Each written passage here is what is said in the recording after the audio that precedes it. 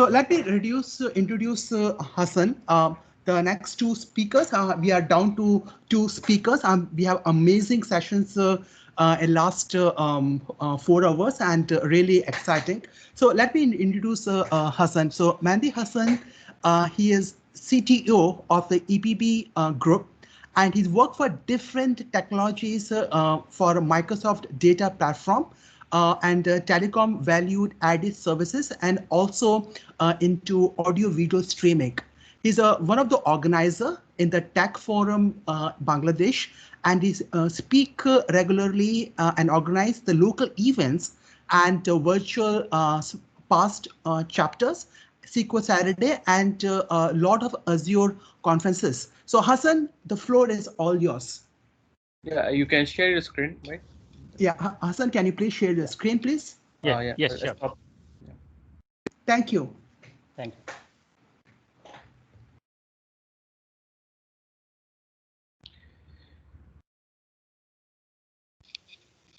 Can you see my screen? Yeah, we can see Hassan. Okay.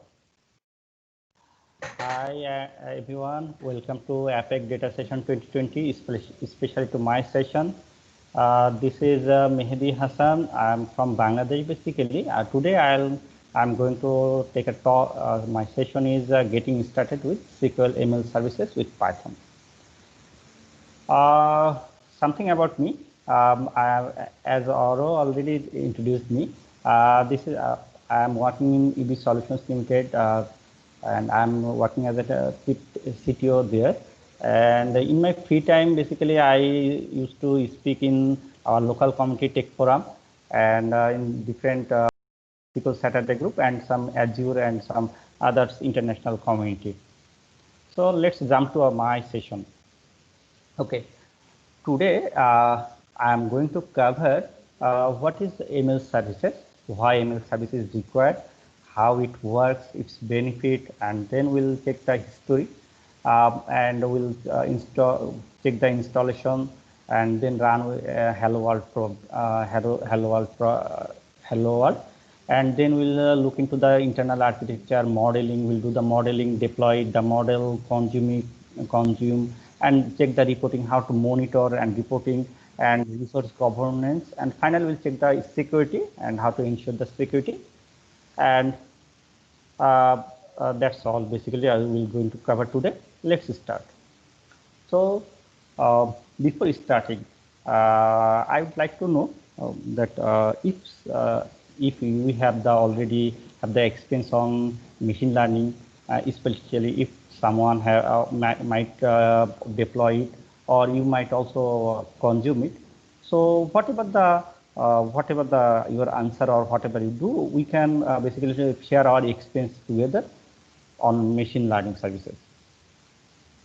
So before starting, we would like to explore what machine learning is. As per Wiki, machine learning is a subset of artificial intelligence in the field of computer science that often uses the statistical techniques to give computers the ability to learn. Here, learning means the improving its performance on a specific task without mainly depending on the data, without explicit programming. So what I am going to tell you that machine learning heavily depends on the statistical techniques and data. Basically, the main fuel is data. Based on the data and statistical technique, we try to predict the future, or we want to predict something which is not seen in regular eyes. So, and for that, we don't need to explicitly program. So what can we do? We, based on the data and tuning our model, we can get the better performance. So why machine learning is required? Well, some problems are very unique, and they can't be solved using our traditional algorithms or procedural programming. We can say that this is very difficult to write an application which can do the facial recognition or object recognition from images using our traditional, let's say, C# or Python, C# or Python, even the PHP. It's very much difficult. So, and there are some other problems like recommendation. Whenever we are using our Google or Facebook or Amazon, we can we always bear some recommendation for some, let's say in YouTube we'll get some recommendation for your videos, or in YouTube we'll recommend, in Amazon you will recommend for the products. And sentiment analysis is another candidate for the machine learning, since today's business basically always want to know how their product is working virtually, especially how customers are talking about their products or services in in Facebook, Twitter, or in other social media. And obviously the autonomous car, you can say the driverless car is a candidate for the machine learning. So these problems, or these four types of problems, cannot be solved using the procedural programming language. So that's why we need some additional algorithms, and additional techniques, which is machine learning basically. So so far we explored what is machine learning. Now we will see what is machine learning in SQL Server context. Well, machine learning in SQL Server means that it is a feature of SQL Server that gives the ability to run the external scripts. External script means Python or R, even Java, with the relational database. So mainly it also allows the open source packages, some Microsoft proprietary packages like Visual Py and others for the predictive analysis and predictive analysis basically. So everything what we talked so far, that is running the external scripts like Python or R or any other open source projects, all runs within the SQL Server environment. So that's the key point. So if we think how it works within the SQL Server context, we can say that SQL Server, we usually keep the data in SQL servers. So based on the data, we can analyze the data and develop train up the model and develop the model. Then we can store the models, train models in the SQL Server tables. And whenever an application calls for needs some prediction, or we can say the score, it loads the corresponding stored procedure, which loads the model from the database and goes back to the score to the application. And application might write this new data in the data tables. So we can say that this is a repeated process where application uses the data, sets the data in the data tables, which is then used for training up the models, and based on this model, application again tries to predict some events. So what can we do using our SQL Server ML services? Well, we can do the classification algorithm. Classification means we can classify the input data based on some criteria. So this can be text in classification, image classification, or sentiment analysis. And even for the using the regression models, we can predict or forecast about our revenue or sales of a company. So then we can detect any fraud or anomaly based using the anomaly detection algorithms. And recommendation is also there. So we can recommend the relevant suggestion to the user, so that the user uses our, which basically increase the stickiness of the user. So this slide tells us that why ML services required for the data developers, DBA, and data analyst or scientist. So for the database developers we know that they are heavily doing their SQL expertise and using and do some tabular data analysis. But if they know, in addition, if they know the Python or R and are familiar with some predictive analysis, then they can give some more output. So basically, which is required in today's corporate world. So today's corporate worlds always need the data analysis. So if and data developers know the Python or R and predictive analysis, so they can deliver more to the organization. For the DBA, Python or R knowledge is optional for them since they don't do the data analysis.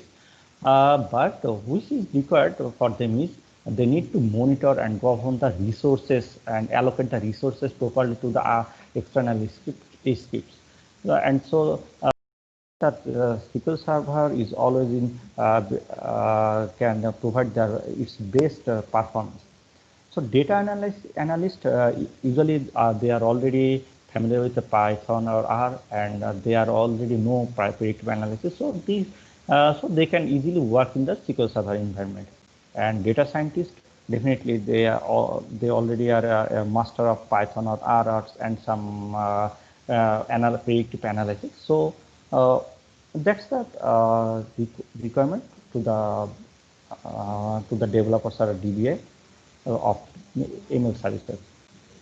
So what is the benefits of SQL ML services? Well, if we can, before going to the benefits, let's say how a typical data science process works.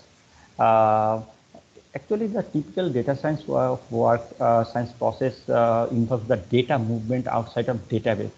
How it works?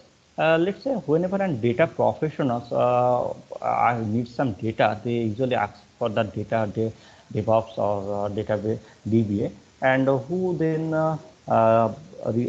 then faces the data from the database, do some ETL process, and return to the data professionals. And then data professionals analyze the data, do some train up modeling, and build a model. And finally, they again gives it to the DevOps or data DBA, and they deploy it in the database.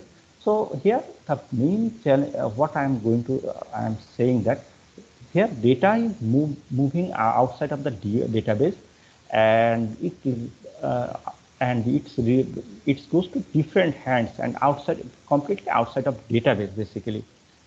So key benefits of SQL ML services is the data is stored in the SQL Server environment. So what's happened that whenever data professionals, we can say the data analyst or scientist do some need to develop some models, they can do they can extract the data from the query the database, do some analysis, modeling, experiments, and again when it's time to deploy, they can easily deploy it within the SQL Server. So what's happened that everything is so data is not moving outside of database. So another key benefit is that everything is running inside the database. So the SQL Server, Python, or the external script, right, like Python or R, all scripts are running within the SQL Server environment. And we know that open source world is very much vibrant. So lots of innovation is there every day. So we can use this innovation directly with SQL Server, and so we can add the intelligence with our SQL Server data. So we can use the open source project like PyTorch, TensorFlow, Scikit-learn, everything with SQL Server. So if we check the brief history, we can see that in 2015, Microsoft acquires Revolution Analytics as a company, and it renamed it to R Server to ML Server.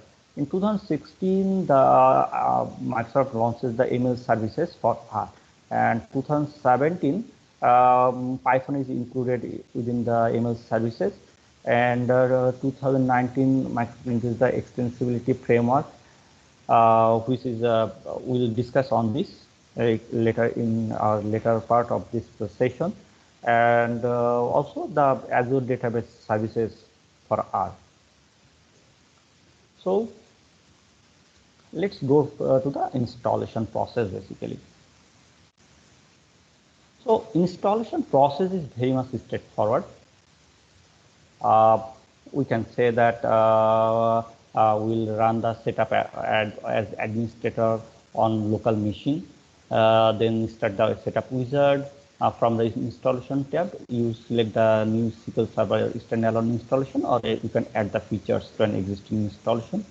Then, but we need to refrain on some steps, like we don't install the email services on domain controller. Then don't install the shared features, and don't do the side-by-side installation of Python and R. Though it is supported, but it's not recommended. And for the remaining part, just give your consent for the R and Python so that they can run basically. So we need to careful about these three things. So we don't install the email services on the main controller. Don't install the shared features, and don't install the version of Python or R side by side. Okay, then enable the external scripts by running below query, and now you can restart your database in it. So which will enable you the SQL Server email services. So we'll check a demo now.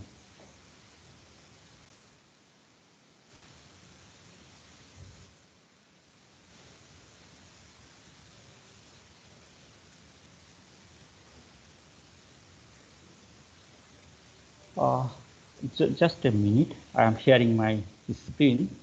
Give a moment.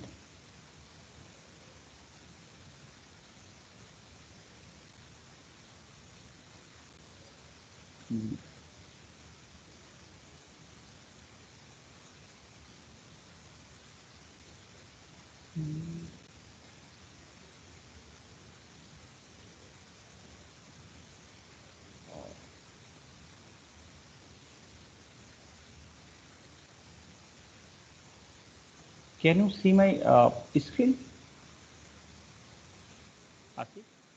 Yeah, we can see. Can you see my it, yeah. management studio?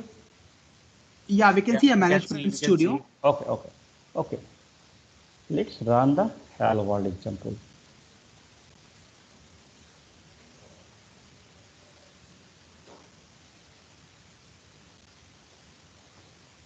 So it takes a little bit time. Let me have some drink.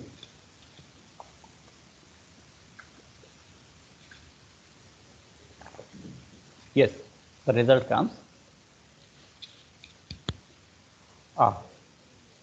Here what we did some our hello world example. We just call the Python scripts and do some text print.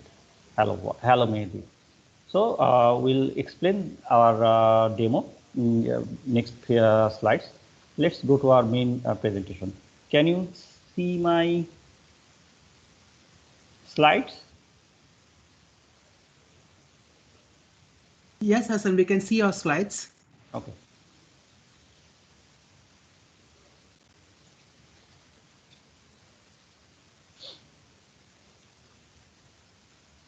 So now we'll explore the internal architecture of SQL email services. So the key components for internal SQL Server email services are definitely the SQL Server processes. SQL Server processes, you know, and the SQL Server processes is responsible for the all sort of database activity or all sort of SQL Server related activities. And there is some launchpad process. So launchpad process is responsible for executing the external scripts, for example, Python or R. So it launch whenever SQL Server needs, it requires the launchpad to launch the appropriate launcher for executing the external scripts. So then there is some BXL server, which stands for Binary Exchange Server. This is responsible for executing the external script. So within the self container, and there's some SQL satellite process, which ensures the connectivity between the SQL server and the external script. So it basically transfer the data, required data between SQL server to the external scripts. And so next, this is a communication flow. Basically, whenever the user request for any SQL any extra Python or R scripts, the SQL server launches the Launchpad, and Launchpad then choose the appropriate language launcher. In case of Python, it is Python launcher. For the R, it is R launcher. Then the language launcher executes the python.exe for the in case the Python, and Python.exe basically communicates with the BXL servers, and which ensures the separate execution worker thread and separate container for executing these external scripts, and the SQL satellite process, which then fetch the data, record data from the SQL server. It also used for the any sort of error handling. And once the script is finished its job, then SQL server closes all these connectivity. So that's the communication flow basically of a typical external script execution. So for running this communication flow, several protocols are used. Usually for TCP/IP protocols for between the SQL server and satellite processes, and there's some namepipe for which is proprietary protocols, and which is used between the BXL server and SQL servers. And ODBC is used for the Python. RODBC is used by the R language, and XDF file format, which is used to transfer the blocks of data between the SQL server and the external script like Python or R. So running a Python script. So whenever we need to run an external script like R or Python, see there's some stored procedure in SQL Server which is called SP execute external script. It's basically the main key to run any external scripts. So it basically takes these below inputs. The language means the language of the SQL language of the external scripts. It could be Python or it could be R, and even it could be Java basically. And in script parameter, it takes the full external scripts using the single quote. And input data is used for if we want to input any data to the as an input argument to the script, we can do this. And with the result sets, we can return the result sets from the external scripts. So now we'll have some our demo basically. Our demo is will just it's provided by Microsoft as part of machine learning services. So in this demo, what we'll do, this is an ISKI rentals data set. So there are some rental counts per day based on different days of the weeks, and there's some environment factors is there. So in this demo, we're going to predict the rental counts. So what we'll do in this demo, basically, we'll have some sample data basically, then develop and train our model, set the model to the database, make predictions, save the predictions in the table, and then we'll use this get the predictions. So let's start our demo.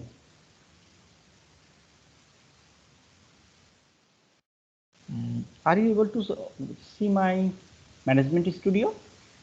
Yes, Hassan, we can see it. Oh, okay, that's great. Okay.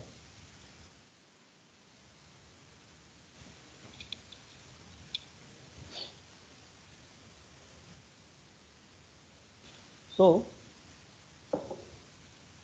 let's want to explore what we are going to do basically today. Let's select the data first. As I am telling that we'll work on this sample data provided by Microsoft.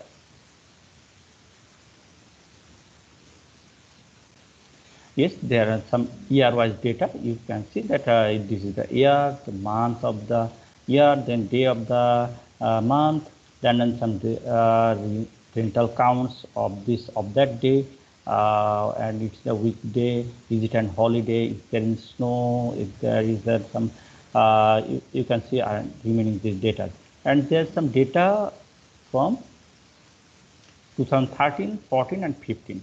So we'll work on this data sample data sets. So first we'll do below things. We'll create a table for storing our models. Let's create the table. Our table creation is completed. Now we'll create an stored procedure and some Python script for training our Python script. So which will be our model basically, and we'll train up the scripts. So let me explain the model. So what we are doing basically, we are creating an stored procedure. It's called generate rental py model. Basically, it will generate a model. So, and as an output, it will return a trained model. So for as an input, we are going to input it. Some input data is we already checked that there are some data on 2013, 14, and 15. So what we are going to do, we are using the 2013 and 14 data as a training data set. And for that, and we'll we'll check our data based on the 2015 data set. So for the training data set, we are going to provide this data to this model. If you see, there is 2013 and 14 data. And obviously, we are giving giving the rental input data name. We are giving a so what is this? This is the name of this data set. We are giving a name as a rental train data to this data set, and as a extra for the output, we are expecting the trained model, and we are just giving the the data return model would be an binary, and max length is max, and it is an output parameter. We are defining that output parameter. So now let's explain the script. So the execute external script is here, which is the key to execute any external scripts. So it is taking the Python as language name as input, and the scripts. And you see that scripts is from here within the single quote to here in the single quotes. Okay. Let's explain the Python script. So we are importing the linear regression from the sklearn packages. Then we are using the Pickle packages. These are all Python packages. Pickle is used for serialize our model basically. So what we are doing here, you see we are taking the input. We are giving input this data set. So and we name this data set as the rental train data, and its name is rental train data. So we are assigning the rental train model data set to the data frame.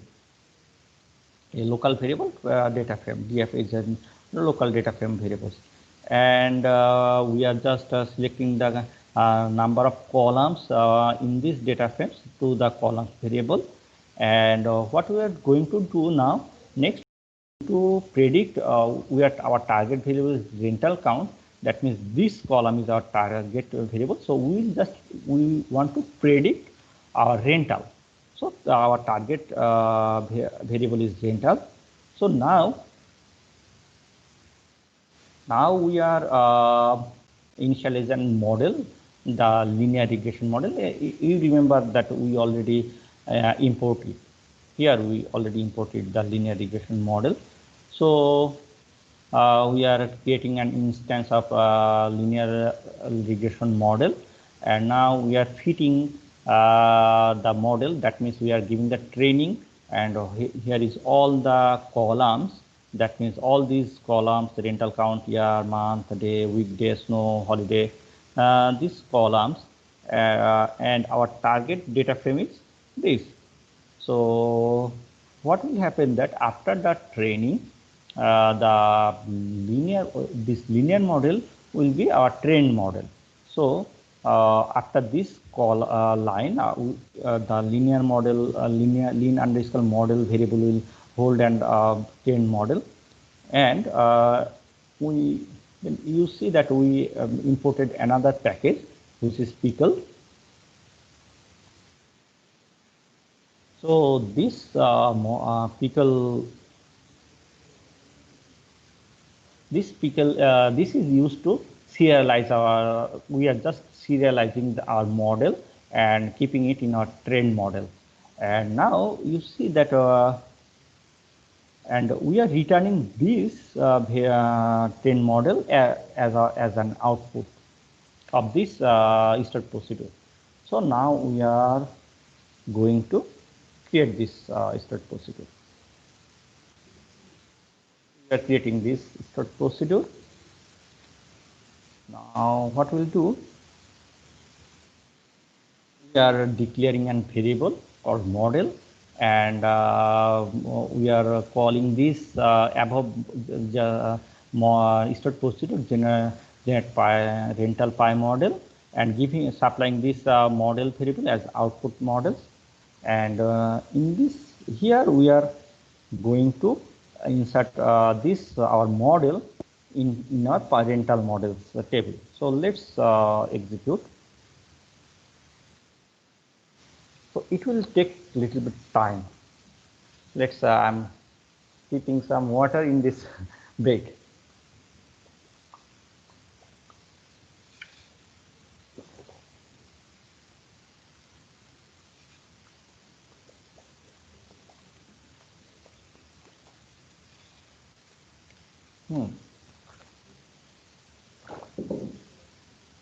All right. So our model is saved in the table. So next we are going to do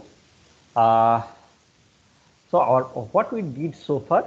We create an start procedure, and within the start procedure we trained a model. Basically we trained a model, and then we saved this trained model in the database. Now what we are going to do, we are going to do some prediction basically. So again, let's explain this start procedure to you. We are just want to predict the rental count. So what we are going to here, let's say, let's explain again. You saw earlier that we use the 2013 and 2014 data set as info as our trained data set. So now what we'll do, we'll predict our data with and we can verify. Basically we'll test our model based on 2015 data set. So this is our 2015 data set. You see the same data set. Basically we just split that data set in some trained data set and some test data set. So we are naming this data set as a named rental score data. Then we are expecting and we are supplying the our saved model, and as an raise output result, it will expecting the rental predicted data, and then our actual data. That actual data means this data. This data and our predicted data, and then month, day, year, snow, holiday, etc. So let's explain this. So we are just importing some packages, Python packages. I am not going to explain anymore. We are, you see that it is in Python scripts, and you see that we already supplied our supplied a model, basically our model, to this start procedure. So we are and we are just again visualize the model, and now in our rental model, and keeping it in our rental model variables, and we are assigning the rental score data. You can see which is supplied. This is basically this data set, and it is assigned in this data frame basically, and we are getting all the columns name in this column variable. Our target column is rental count, and now we will have doing the prediction. So using our model, using our supplied model, we are just predicting our target variable is the rental count. So after that, after the prediction is completed, we are using from the pandas data set. We are having the data set prediction underscore df, and for the output data, so we are just now preparing the output data set using the pandas packages. It is in Python packages. You see the prediction predicted data, then rental count, month, day, which we supplied in these columns basically. So finally we are setting the output data set, and this will be our output. So let's execute this start procedure.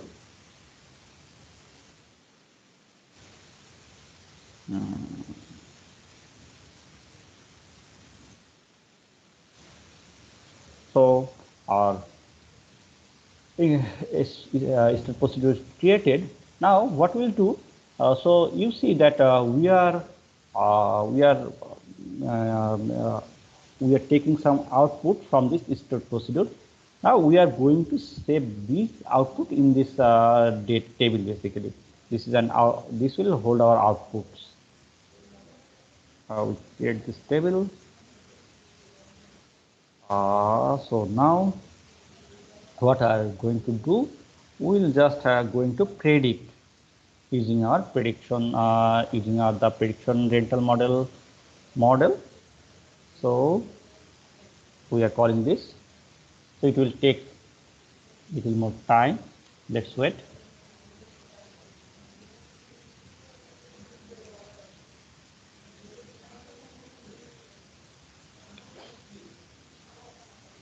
So I'm sipping some water. Though here is cold here, but I'm feeling some thirsty since I'm talking with you. Okay, so it's give us the output data basically. So, and this is stored in this table. So I am selecting this table. So here is our output. Let's analyze it. So you see that this is our actual data of 2015.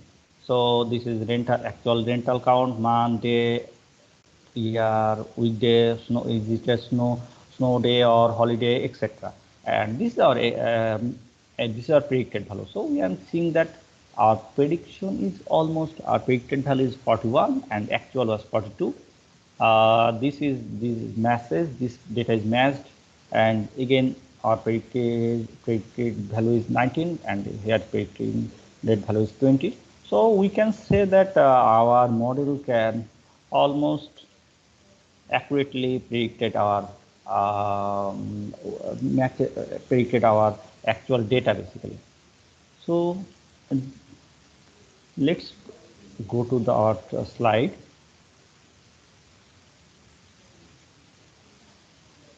So, we already finished our demo basically. Now we running the external script needs some monitoring also. So how do we monitor it? We'll monitor. I'm just going to show you. So using the SQL Management Studio, we can monitor the report basically. So how things are going on inside the SQL Server. So we can monitor the execution of external scripts. We can monitor it, resource utilization, then finding any problems or any performance tuning. So here is some sample report. This is active sessions, and this is some execution statistics, and this is some resource. So I am going to, let's try to have a demo on this. First of all, if we run, since there is no machine learning model is running here, so it shows nothing. So since there is no external script is running, so what we'll do, we'll just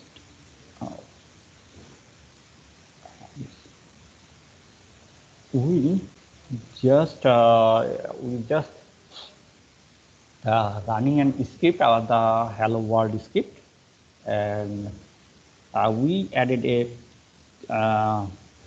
sleep time here, so 5 seconds. So it will print the hello world, hello Mehdi, but it will, before that it will have some sleep 5 seconds, so that we can check our report basically. So let's run this, and if we refresh this report, perhaps we already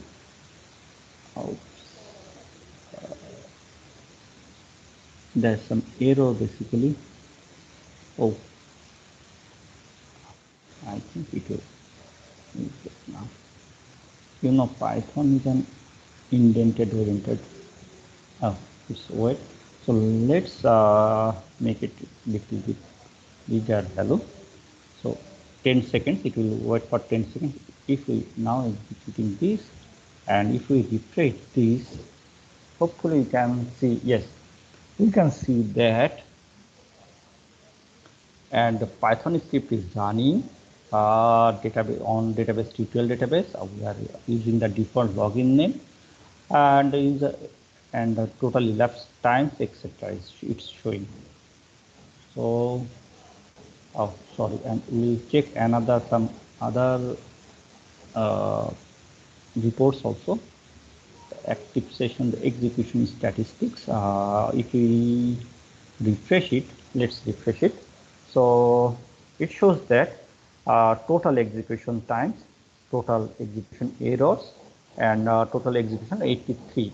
So you can and some Python and R executions, how much Python and how much R was executed in this server. So what we will going to do, since it shows the total execution 83, so what we are going to do is we just, oh sorry, not this one, I want to show you this, going to this, and we just let's say it will wait for 2 seconds. I'm just editing this script, and if we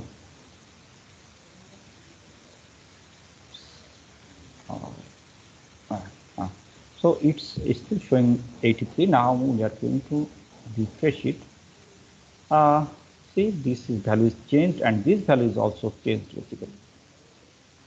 So we have another resource usage. So it shows the overall resource utilization, current memory utilization, external pool, CPU, and IO statistics basically. So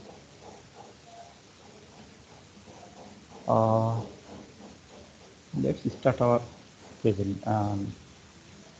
So this is our reports basically. So you know that machine learning services are always resource hungry. So it resource extensive, extensively use the resources. So usually 20% of host of memory and local memory are utilized, they are allocated for the external scripts. So the DBA can optimize this by enabling the resource governance. He can tune the resource by get external resource pool to create and configure the resource pool, and then assign some the training or the then using this resource group, then he can do some the mapping. So this group will be used for the training purpose only, and this will be for the production purpose. And create a classifier to intercept the calls for external processing and execute the queries and procedures using the objects. So in this way, a DBA can tune the resources. So next is security basically. So you know, the security is a crucial part. So you can say that SQL Server is a very crucial. SQL Server is a very crucial node for any organization. And as a DBA or as a data platform workers, we know that how database is important to the organization, since all their business data are stored in this here in this SQL Server. So since we are executing the external scripts like Python or R inside the SQL Server, so it might put some danger, or anyone can raise that how secure it is to running the external scripts using the server. So it might crash the server, or you can say that it might just bypass the SQL Server security policy, and and some hacker might get the access, take away our data basically. But SQL Server tries to try to address all these issues, security issues basically, in this way that reduces the surface area and isolation. So it runs the R or Python script outside the SQL Server core SQL Server processes. So if you remember the SQL Server internal architecture, so you will see that there are some separate components for running the SQL Server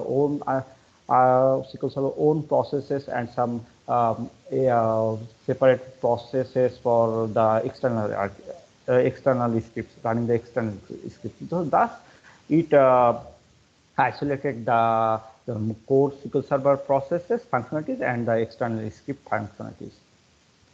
And for executing any external scripts, you need to enable the external scripts explicitly. So then script execution requires explicit function. That means for a non-admin user, so if the SP execute external scripts must be called explicitly. So, and one thing is that the login associated with the external script execution, the privilege he has this account, he only get the privilege from this external script also. What I am meaning to say that if we execute external scripts for an user, which only can have the permission to select operation on some particular table, and if we run the external scripts using this user, then we'll only get that permission only. So other than any accessing other object will just give us error. And another thing is that R and Python process have some limited privileges.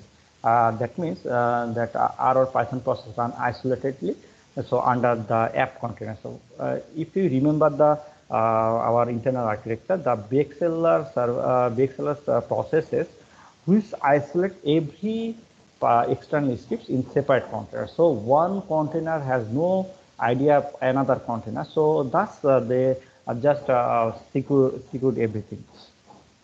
And different users with different app containers. So as I'm saying that, so one user one external script can't communicate with another external script, and so there is no communication way. And most importantly, we can Windows firewall rules to block the outbound data. That means that if any external script wants to take our data away from the SQL server, we can block it in the firewall, so that this so we can aware that this data is going outside from our SQL server. So that's all about my presentation and my session basically. So if you have any question, you can raise basically. And thank you everybody. Here is our feedback. You can rate me from this scanning this QR code, or from this bit.ly link, or from this link also. So Asti or Oro, can you hear me? Yes, we can hear. Thanks a lot, Hassan. I just want to understand any questions from the audience if they want to highlight, because I have one question for Hassan. Yeah. One thing, right? I mean, just like I shared, learning the machine learning part from Azure, right? Any courses or YouTube link you would recommend for the audience and also for myself? How we can get started with machine learning? There are lots of course on machine learning, but there are some limited videos on YouTube or courses on SQL ML services basically. So I have some link here. So our Dinesh, our another speaker basically, he has some videos, and I have that I have also in reference part. You will see some link basically. Sure. So you can get the Dinesh channel and some here and some other resources. Basically, I already put in the reference. Okay, sure. Yeah, thanks. Sure. Yeah. So I mean, really useful for us. Yeah. So guys, if you have any other questions, it's a last, second last speaker. You can just speak or raise your hands so that Hassan can actually address your question if you have.